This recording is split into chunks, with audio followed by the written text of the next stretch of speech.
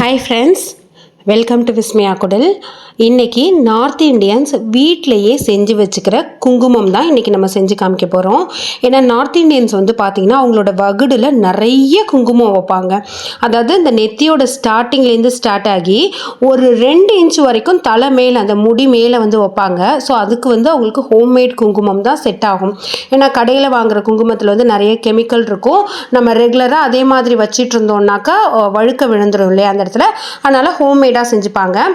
இதுக்கு வீட்டில் அரைச்ச மஞ்சள் தூள் 3 ஸ்பூன் அளவுக்கு எடுத்திருக்கேன். இன்றைக்கி நான் செஞ்சது ஒரு குங்குமச்சி மில்க் வந்து செஞ்சுருக்கேன். அடுத்து சுண்ணாம்பை இந்த மாதிரி பவுடர் பண்ணி வச்சுருக்கேன். நம்ம வெத்தலைப்பாக்குக்கு போடுவோம்ல சுண்ணாம்பு, அதுதான். கொஞ்சம் கலர் சுண்ணாம்பாக இருந்தால் கூட பரவாயில்ல, பட் ஒயிட் அப்படின்னாக்கா ரொம்பவே நல்லது. 1 டேபிள் ஸ்பூன் மாதிரி லெமன் ஜூஸ் அதில் வந்து சேர்த்துக்கிறேன். சேர்த்துட்டு நல்லா வந்து இதை பிசைஞ்சு விட்டுக்கணும். பிசைய தான் அதோட கலர் வந்து மாறும். நார்த் இண்டியன்ஸ் வந்து அழகாக நீட்டாக குங்குமம் வைக்கிறாங்க அப்படின்னு சொல்லிட்டு நம்ம தமிழ்நாட்டிலையுமே அந்த மாதிரி ஒரு வழக்கம் வந்து சில பேர்லாம் வந்து ஃபாலோ பண்ணுவாங்க. ஆனால் நாள் ஆக பார்த்திங்கன்னா அவங்களுக்கு அந்த இடத்துல முடியே கொட்டி போயிடும். ஸோ அதுக்கு இந்த விஷயம் தெரியாதது தான் ரீசன். ஸோ வீட்டிலே செஞ்சு வச்சுக்கோங்க.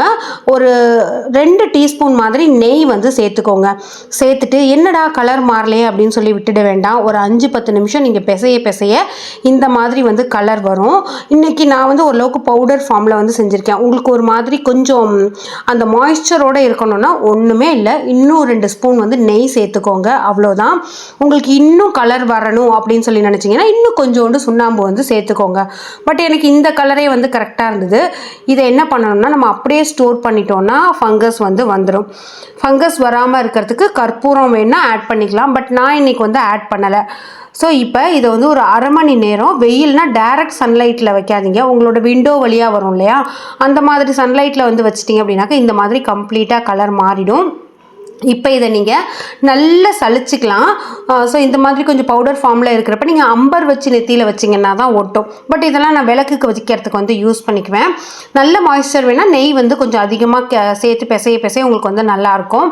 இதில் வாசமாக இருக்கணும்னு சொல்லி நீங்கள் நினச்சிங்கன்னா ஜவ்வாது கூட சேர்த்துக்கலாம். ஸோ கண்டிப்பாக இதை வந்து ட்ரை பண்ணி பாருங்கள். அவ்வளோ எஃபெக்டிவாக இருக்கும். இதில் வந்து நம்ம கற்பூரம் சேர்த்தோம் அப்படின்னாக்கா பூச்சோ வண்டோ வராது. ரெகுலராக நம்ம வீட்டில் குங்குமம் வந்து வச்சுருந்தோன்னா பூச்சி வண்டெல்லாம் வரும்ல, அதெல்லாம் வந்து வரவே வராது. ஜவ்வாது சேர்த்து உங்களோட பூஜை ரூமில் வச்சிங்க அப்படின்னாக்கா நல்ல ஒரு வாசமாக இருக்கும். நம்ம விளக்குக்கு வைக்கிறதுக்கு எல்லாமே நல்லாயிருக்கும். கொஞ்சம் லைட்டான மஞ்சள் தெரியுதுல்ல, இது வந்து நாள் ஆக ஒரு 2-3 நாளில் வந்து பார்த்திங்கன்னா கம்ப்ளீட்டாக அந்த கலரில் வந்து மாறிடும்.